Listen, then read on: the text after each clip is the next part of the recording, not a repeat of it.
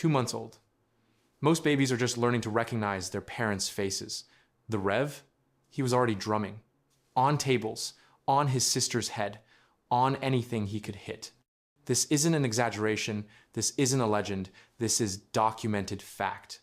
James Owen Sullivan was born to be a drummer, and by age 10, he was already better than most adults.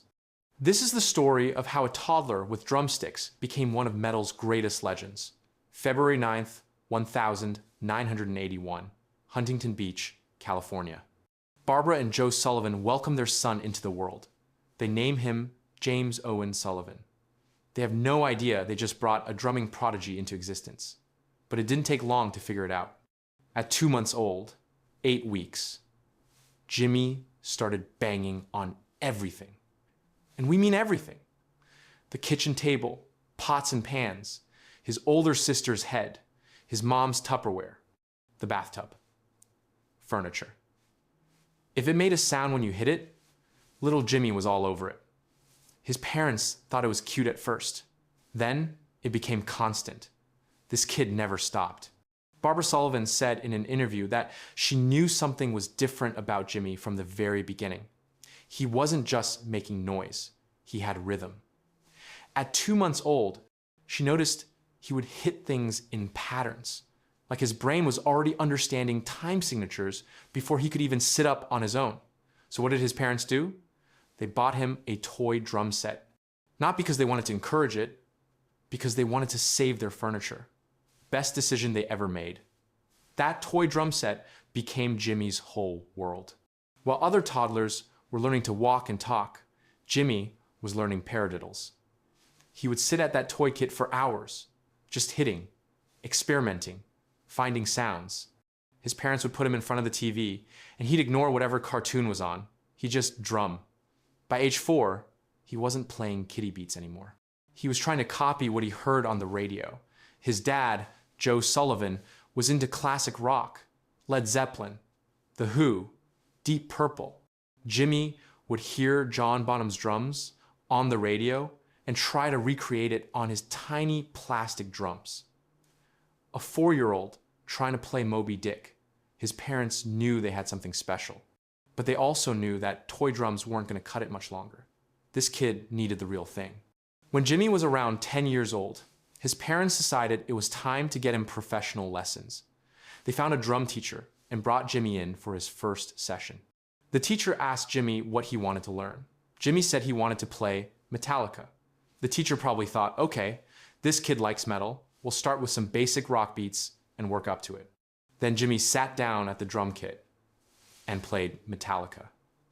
On a toy drum set at home, he'd been teaching himself metal songs by ear. The teacher was stunned. He'd never seen anything like it.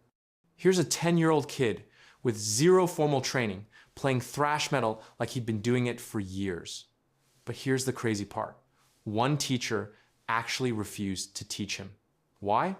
Because he was afraid Jimmy would break the drums. He hit too hard, too fast, too intense. This 10-year-old had more power than some adult drummers. The teacher literally said, I can't teach this kid. He's going to destroy my equipment. So they found another teacher, someone who could handle Jimmy's energy and skill level. And that's when things really took off. By age 10, Jimmy wasn't just taking lessons, he was performing. His drum teacher was so impressed that he invited Jimmy to play with a local community college percussion ensemble. Think about that. A 10-year-old elementary school kid playing with college students. And he wasn't just keeping up, he was standing out. The college kids couldn't believe it. Here's this little kid with spiky hair, sitting behind a drum kit that's almost bigger than he is, and he's playing complex percussion pieces like it's nothing. Parents in the audience would ask whose kid that is. When they found out he was only 10, they thought it was a joke. Jimmy wasn't cocky about it, though. He just loved playing. He loved the challenge. He loved being around musicians who were better than him because it pushed him to get even better. That's the mark of a true prodigy.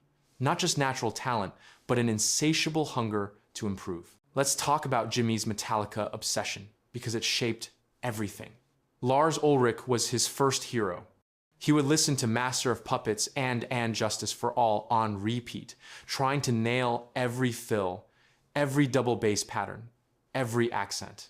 His parents said the house was constantly filled with the sound of thrash metal and Jimmy's drums trying to match it. By his early teens, Jimmy had moved beyond just copying. He was adding his own style, taking Lars's foundation and putting his own spin on it. Faster, more technical, more creative. He started experimenting with double bass drums. Most drummers don't touch double bass until they're much older. Jimmy was doing it at 12, 13 years old. His legs were flying. His hands were a blur. He was developing the speed and precision that would later define his playing with Avenged Sevenfold. Growing up in Huntington Beach, Jimmy became a local legend before he even hit high school. Every kid in the neighborhood knew about the drum prodigy. Other young musicians would come over just to watch him play.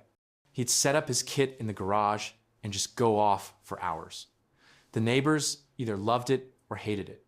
There was no in-between. Some would come out and watch. Others would call the cops for noise complaints. Jimmy didn't care. He was in his own world when he played. His sister said you could be talking to Jimmy, and if he heard a drum beat in his head, he'd just zone out. His hands would start moving, tapping on his legs, on the table, on air. He was always drumming, even when there were no drums around. It was like his brain was hardwired to rhythm. Every moment was an opportunity to practice. Every surface was a potential drum. Around 8th grade, Jimmy met a kid in woodshop class named Brian Hayner Jr. You know him better as Synyster Gates. At first, Syn didn't like Jimmy. He thought Jimmy was annoying and too loud.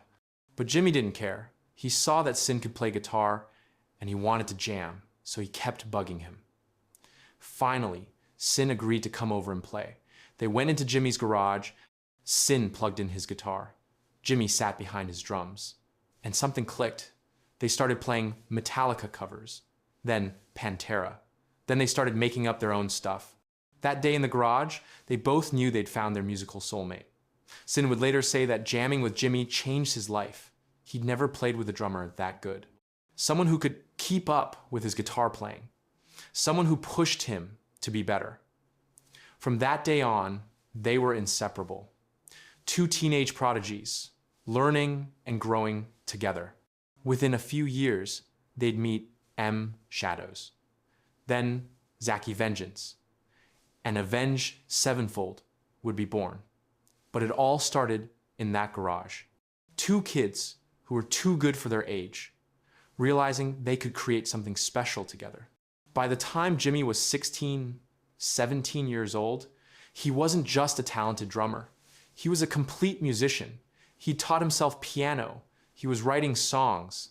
He was experimenting with different styles: jazz, punk, ska, metal. While other kids his age were learning basic beats, Jimmy was composing complex pieces with multiple time signatures. He understood music theory without formal training. He could hear a song once and play it back. He could write drum parts in his head and execute them perfectly the first time he sat at the kit. This wasn't just talent. This was a lifetime of obsession. From 2 months old to his teenage years, Jimmy lived and breathed drums every single day. No breaks, no days off. While other kids were playing video games or hanging out at the beach, Jimmy was in his garage, grinding, perfecting his craft, building the foundation that would make him one of the greatest drummers in modern metal. So when people say the Rev was a natural, they're only half right. Yes, he had insane natural talent. 2-month-old babies don't normally have rhythm. 10-year-olds don't normally play Metallica. But Jimmy also worked harder than anyone. He put in 10,000 hours before most people even pick up an instrument. By the time Avenged Sevenfold formed, Jimmy wasn't just ready, he was already a master. The 2-month-old baby banging on tables became the drummer who would revolutionize metal. The 10-year-old playing with college kids became the creative genius behind some of the biggest metal songs of the 2000s. It didn't happen by accident. It happened because from the moment he was born, Jimmy Sullivan was meant to drum. This is the Forever Stories. If you want to hear more about how this drumming prodigy became a metal legend, subscribe and hit that bell. Next time, we're We're talking about how this talented kid became the wildest, most unpredictable member of Avenged Sevenfold, and how he almost didn't make it out of high school. You don't want to miss it.